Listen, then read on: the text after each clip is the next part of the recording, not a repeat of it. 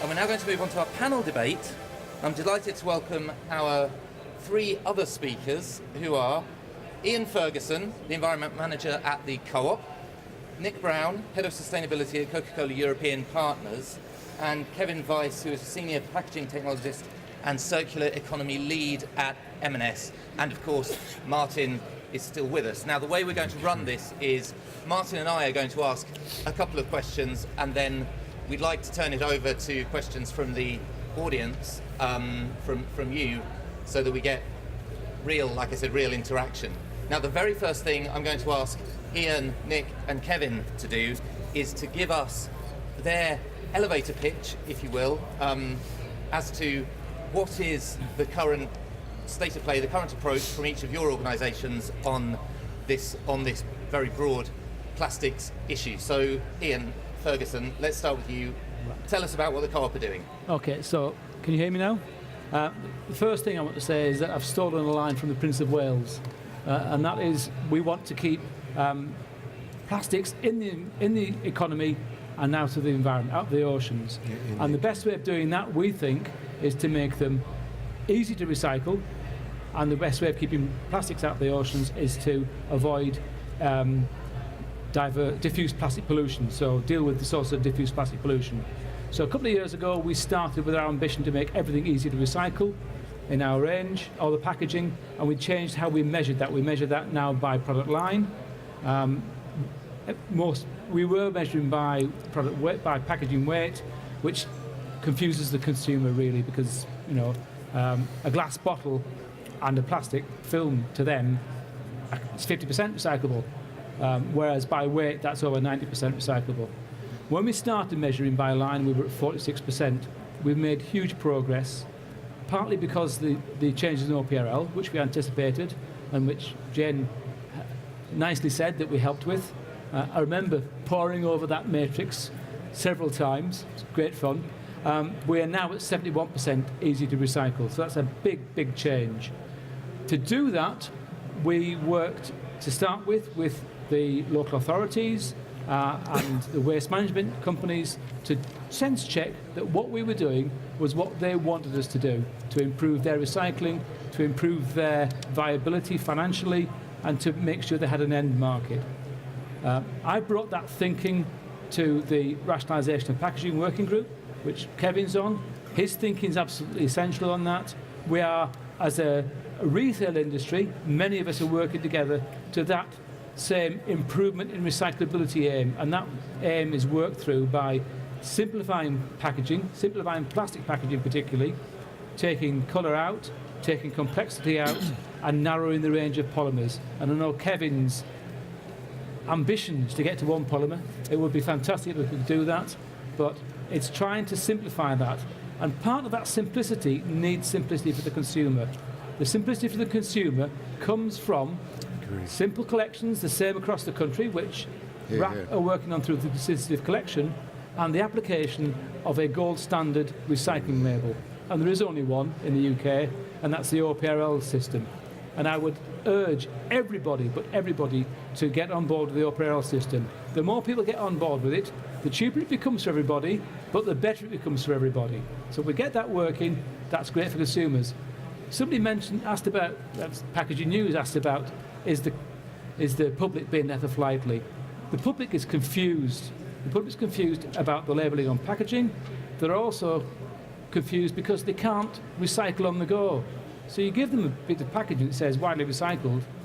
Where are the bins on the go? So we need that system across the UK to reflect what we put in the packaging. And we also need those bins emptied, because when they're overflowing, they're just going to get littered. And there's a little snippet of information that comes from the Disney Corporation. If there isn't a bin within 25 paces in a Disney World or that sort of place, the packaging they've got, the carry, gets dumped on the floor. So you need lots of bins, you need them emptied, you need them the same, you need them simple, and you need them to reflect what we put on the pack, because we deal with 391 local authorities. They deal with their little area, but having 33 different confusing messages to consumers that don't reflect what we say just stops the whole system working completely. So We want to get to everything easy to recycle, and I know that other retailers want to do that. We have worked with other retailers to try and deliver that, and we will continue to do that. Brilliant. Thank you so much. Nick, could you talk us through where Coca-Cola are at the moment? Good afternoon, everybody. Yes, my name's Nick Brown. I'm Head of Sustainability for Coca-Cola European Partners in Great Britain. So we are the franchise bottler for the Coke company in Britain, and we run 6 manufacturing sites, and we produce a wide range of packaging formats. I bring a slightly different perspective because I'm not a retailer. The packaging formats we use are a bit simpler and a smaller range than the retailers do. In a couple of minutes, just like to give you 2 things really. Our view on what makes sustainable packaging, and then our view on the unique times in which we are currently operating and some of the unique opportunities that that represents. I won't be able to go into detail on much of this, but it will be hopefully some stimulus for the questions and the discussions. So we've been passionate about sustainable packaging for a long time. Our first partnership on littering with Keep Britain Tidy was in 1965. Our first use of recycled PET in our plastic bottles was in 1991. We've been calling for reform to the Producer Responsibility Scheme in Great Britain for around 10 years now, so really pleased to see that getting some traction. In 2011, we invested to build the UK's first major bottle recycling plant to recycle plastic bottles back into the material that we can use. So for 5 years now, we've been using 25% recycled content in all our plastic bottles.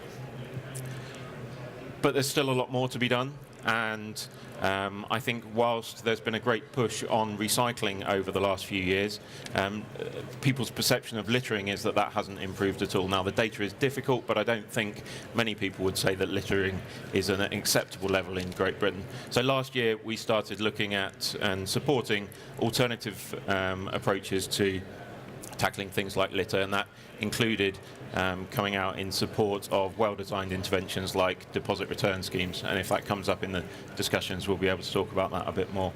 So what's our view? Where do we want to go over the next few years? What's our guiding principle around sustainable packaging? We set an ambition that we want all our packaging to be recovered. All our packaging to be recovered, so that more of it can be recycled and none of it ends up being littered. Now that's a massive undertaking, but it's the principle that guides all our thinking now around sustainable packaging. And there are 3 things I'd just like to call out that we think are the biggest contributions that we can make.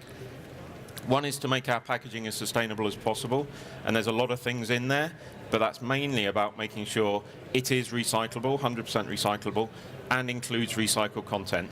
Because if your packaging isn't recyclable and you don't use recycled content, and it's very difficult to explain to other people why it should be collected and reprocessed. The second is to use the power of our brands, and I think the brands and the retailers do have a great opportunity, but there are certainly great opportunities for Tier 1 and Tier 2 suppliers to contribute as well. Use the power of your brands to contribute to getting across the message about how important recycling is and how important it is not to litter. And the third area is collaborating with others to improve the collection systems that we've got in the UK. So that is things like producer responsibility reform. It is things like a more standardised, harmonised collection system. It is things like supporting initiatives to tackle litter. So we're in a unique time at the moment. There is so much to be positive about at the moment. There's so much focus on our industry, so much focus on the industry that you all work in. And there's political will and industry will to do something about it. So we do have a 25-year environment plan that's committed to a resource and waste and resources strategy this year. It's committed to looking at reform of the Producer Responsibility Scheme, things that are really important for our industry. We have got a litter strategy, and I think that litter strategy is great in the fact that it reflects just how complex and multifaceted the issue of littering is. Yes, there's a huge role in consumer behaviour, but there's also a role in having the right bins in the right place, communicated properly. There's a massive role for communications, but there's also a role for enforcement.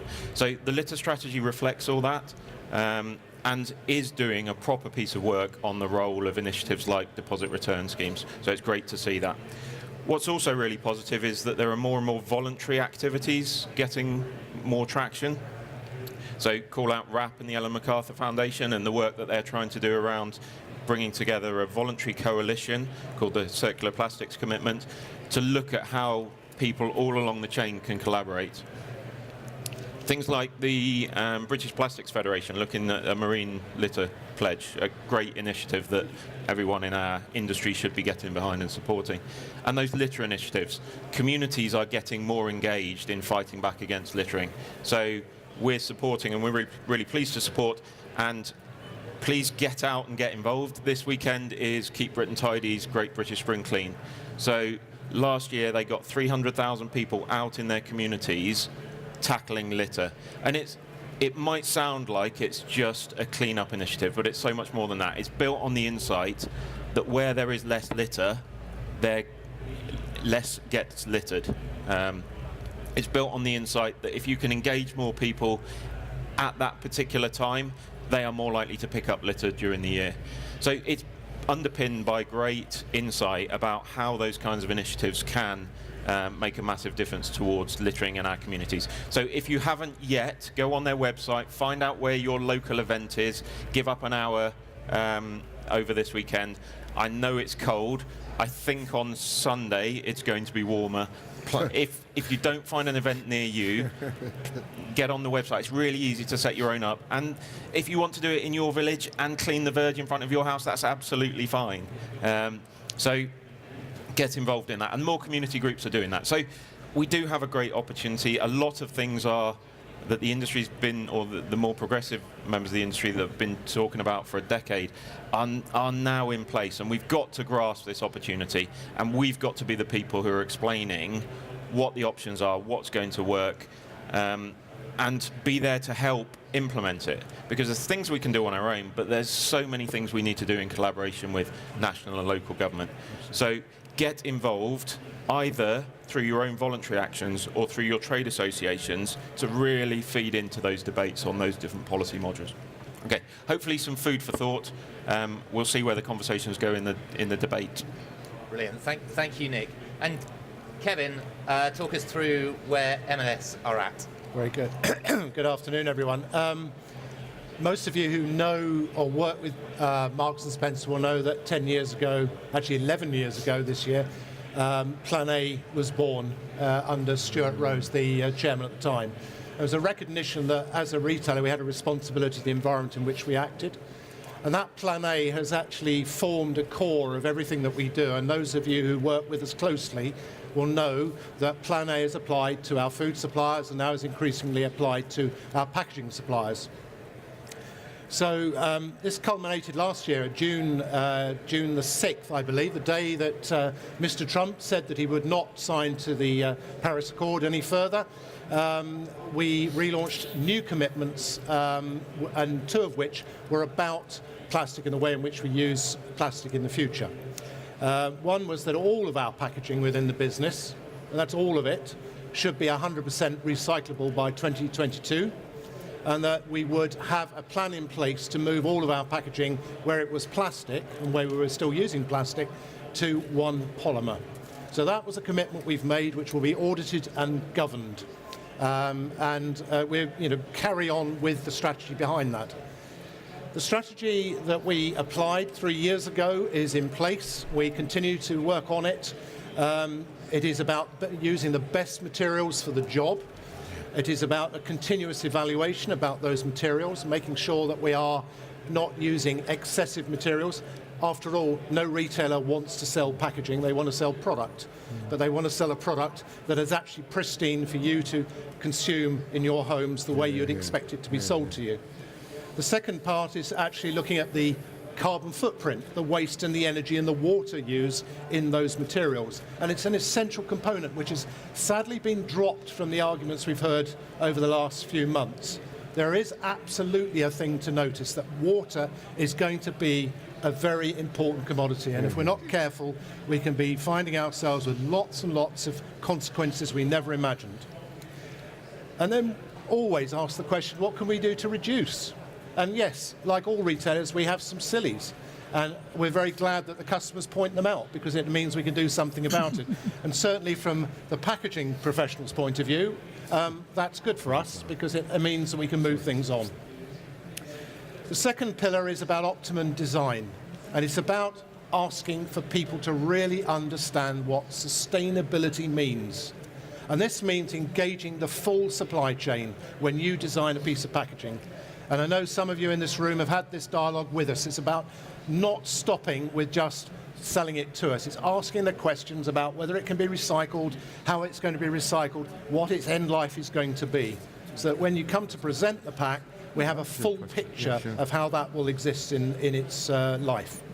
And the business is actually aiming, really, by 2025 to be zero waste in all cases. So that's food waste, packaging waste, supply chain waste. We want to be at a zero position. That's our goal. And then the final piece is, who are our suppliers? Have you really understood what it means to be sustainable? Do you know what Clean Sweep is all about? Do you understand that your material passes through your hands has to be absolutely accounted for? I want to know where it's come from. Who's selling it to you? How is it behaving in your factory? Are you using too much energy to produce what you're producing?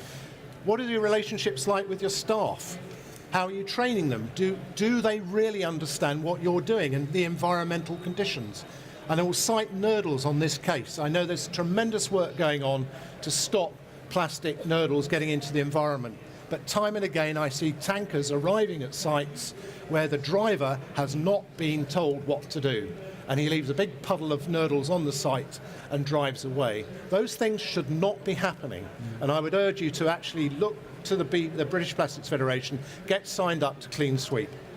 And then the final piece is, what about your ethical stance? How are you behaving with the people and about the staff that are working for you? Are they engaged? Do they really believe in what you're trying to do from a sustainable standpoint? We think if we get all those bits in place, then we've got a really good shout of using the right materials all the time. And that's not just plastic, it's cardboard, it's metal, it's glass as well. So that's our place at the moment. Fabulous, thank you so much.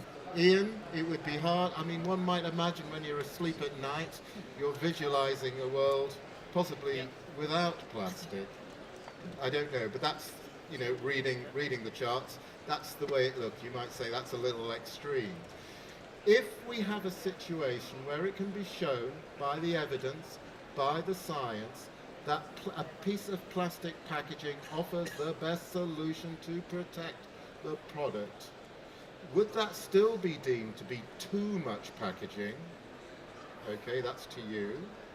And therefore, any packaging any plastic rather is too much plastic. And looking at it from the other side, and here we always try to look for the compromise. You know me. Is there a position where we can say, look, there is a future for plastics in our lives? It is justified, it is warranted, but to do so, we've really got to get that message across to the public.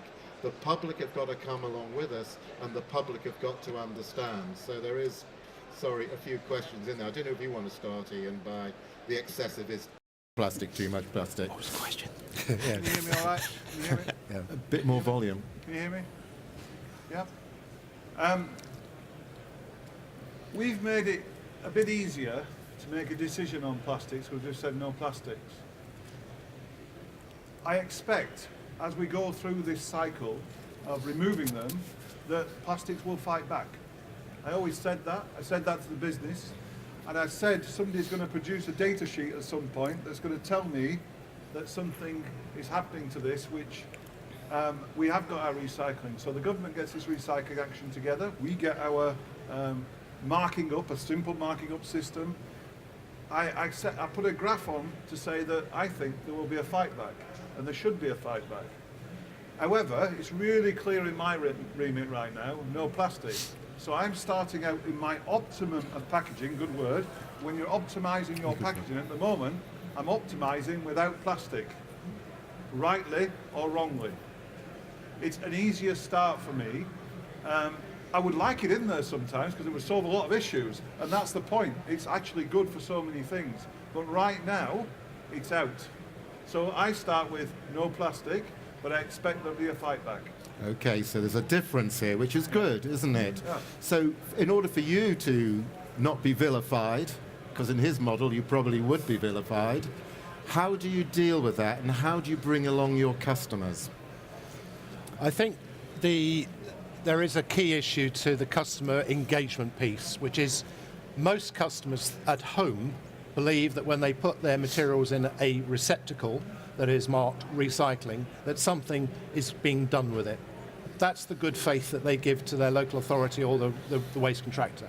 I think the piece we've heard earlier this year about China saying we're not taking it anymore has been a bit of an eye-opener that, oh, I didn't realise that was happening.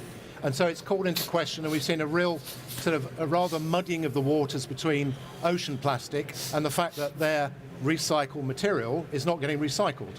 Because actually, largely, it's being captured, it's just not being disposed of correctly. So I think we've got to sort of, we have to come at it from that end and actually fulfill the promise that the local authorities make, which is we will dispose of your rubbish in a really sensible manner.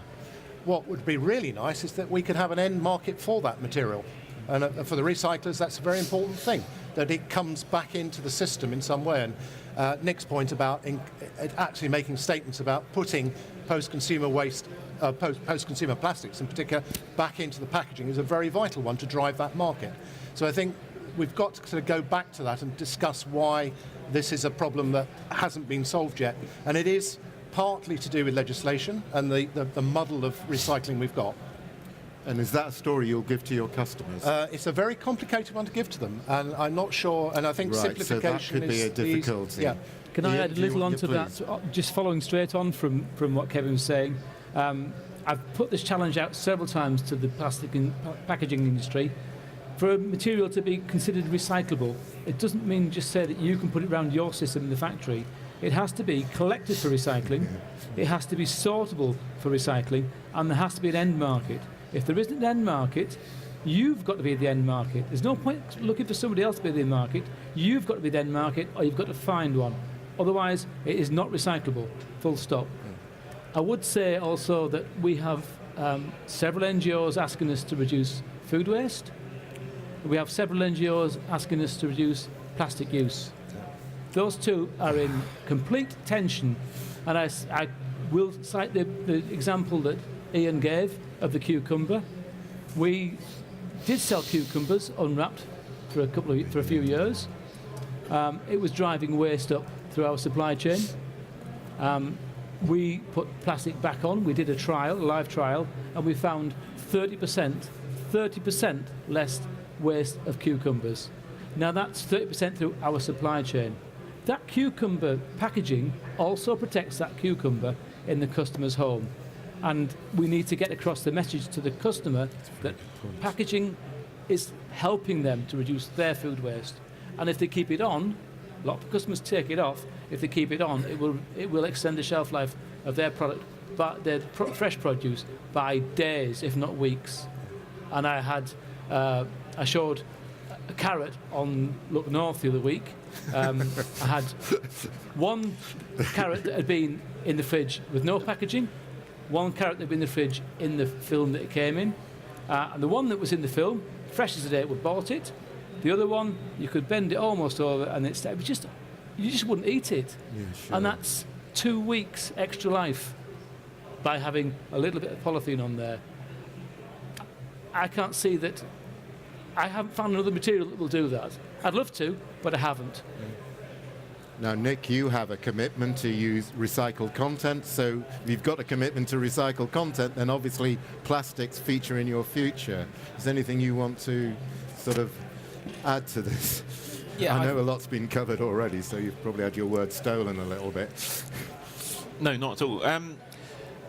There probably isn't one answer to this. There probably are a multitude of answers, and I think we do need to look at innovation. We need a proper innovation funnel across the industry of things, and there needs to be markets where that kind of innovation can be brought out. Now, not everything is going to be the right answer on day one. Looking longer term, there might be things that we don't know about today, or that not everyone knows about today, that actually have a major role to play. So I think innovation has a massive role. I think one of the things that Iceland's announcement might do is give more impetus for some of that innovation, and it might give more people a bit of confidence that there might be a market for it, even if they might not have the fully polished article now. I think when you start looking at how you scale some of those things, you do need to be a bit cautious. But as long as it's done in the right way, I think that's there can be some positive controls in place there. I mean, some of the innovation we're looking at, I mean, the use of recycled content is still innovation. The best way of using recycled content, the best way of providing a market for the materials, the packaging at the end of life. All our water products and Honest Tea products, we're using biosourced plastics, biosourced PET in GB, which again is another innovation. And it's not the finished article yet, but in the future it might help play a role in a more sustainable set of packaging options. I mean, Ian, is there anything you could buy into which these guys have mentioned, which you might see in the future for Iceland? Of course. And they'll think of some of our ideas as well. It goes both ways. It goes both ways. And we're always in other retailers. Obviously the Dutch retailer today, we've been working really closely with them. So that's been a very interesting development today, if you didn't know, where they've gone 800 own label lines totally across the store. They're the first retailer to do it, EcoPlant. I mean, what a good job they've done. Are all those materials recyclable? They've not gone the recycle route, they've gone the compostable route, which in Holland is available. It isn't available here, so there's no point in me doing that. So it's interesting, you're looking at all the technologies on a global basis and trying to do the best fit for that product. But if we all had the same for cucumber, it's an interesting one on food waste, because if you didn't know, we did quite a big survey with our customers. And actually, the packaging was causing more food waste, not less, in our customers, because they were keeping it for longer. They bought it, keeping it for longer. They weren't managing it. So managing food waste is managing in the fridge. We've got to help them manage the fridge and the freezer better than they're doing. We need indicators on things to tell them it's there. Some of that technology is coming really quickly now, where you scan it with your mobile phone and it tells you, with active intelligent packaging, how much date you've got on your product. So these things have got to make a big difference to me. I know Josh is keen, but I know you are. Could I just say, from what little I've seen of the Dutch supermarket, they seem to be putting something like PLA or cellulose on, and claiming plastic free. It's plastic. It's plastic, and it's also, if you want to compost it, it's got to go in the food waste collection system.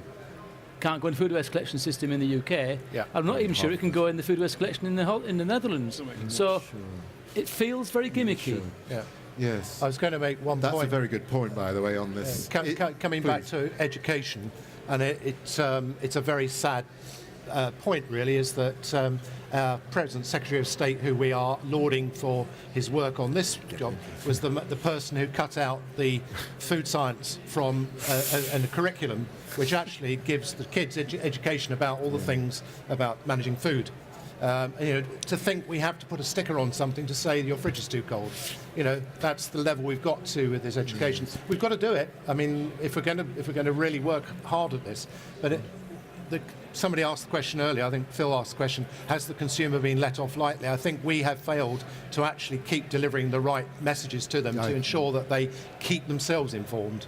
And that's because we think it's very easy to do. You go to a shop, everything's fine, put it in a fridge, nobody will worry about it. But as you say, we get to a use-by date sometimes and we throw it away. We don't actually think about whether that smells off.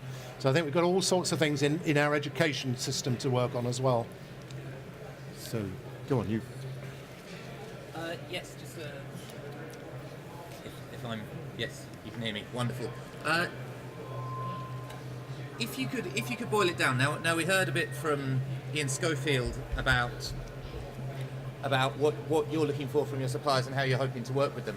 I wonder if we could take the same question to our other three panelists, to say, what do you want and what are you looking for from packaging suppliers and the designers and other consultants and development people who you work with, what do you want them coming to you saying? Well, I would say we would want them to come to us with recyclable solutions that they've checked that really are recyclable by talking to waste management experts, and that the solutions do not compromise shelf life. And we really would like them not to be more expensive. Now, that goes without saying for a retailer. So we only want the earth. But we are on the same journey as Iceland. We would like to see less plastic because that chimes with the consumer. But at the moment, we see a role for plastic. We can't see right now that it hasn't got a future. But we're open to persuasion. From our perspective, I think one of the things that's been really significant in the last 3 years is the amount of collaboration that all the retailers have had over some of the big issues.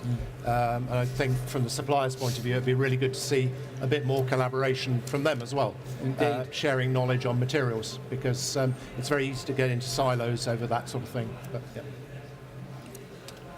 So, from our point of view, I think there's two things I'd pick out. One is optimization of what we've currently got, so better ideas of how to manage the end of the life. I don't want another supplier to come to me and say something's technically recyclable and therefore it's okay.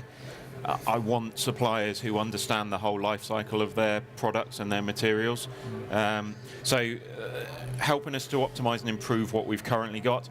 The other one is innovation, and I think there are lots of opportunities for new business models that we haven't found yet. So the example, the one I'm using at the moment, this one I'm really most proud of, is this is an RFID chipped bottle. Students at Reading University have been buying those at the beginning of their term and getting unlimited refills of not just water but Coke, Fanta, Sprite, all our products from from dispensers. So what we've got there is a completely different model where this packaging is now worth a term's worth of drink. No one is littering this. No one is forgetting it. Everyone's putting it in their bag and reusing it. And I'm so excited and so interested in brand new models for both packaging working in partnership with dispense technology, because I think there's a great opportunity. It's not going to work for everything. There are challenges of how you manage refills in a retail and take-home environment. But the reason that something doesn't work in one channel doesn't mean it's not a really valid contribution in another channel. Yeah. So I'm sure loads of people now will come and tell me that they've got the answer, and I'm more than happy to have the conversations afterwards. Ian, Can I just follow up on the understanding the full impacts of your packaging? And when I said you've got to engage with the waste management industry, it's another plug for OPRL here. OPRL are working on an expert system that will allow anybody who's designing packaging to go into a portal and put the components in there, and it will tell you whether the packaging is recyclable, give you the label, but it will also give you information that will help you to refine that packaging to improve recyclability and hopefully get it into widely recycled. So again, please join up. I've also, while we're on the old OPRL plug, OPRL have developed an app, and we're looking for sponsors. I say we because I'm sitting on the board. It's an app on your mobile phone which, when you point it at the barcode on a piece of packaging, tells you how to recycle it and where the nearest recycling point is. right. I think the message is we love you, Jane. Yes. I think they're all right as well.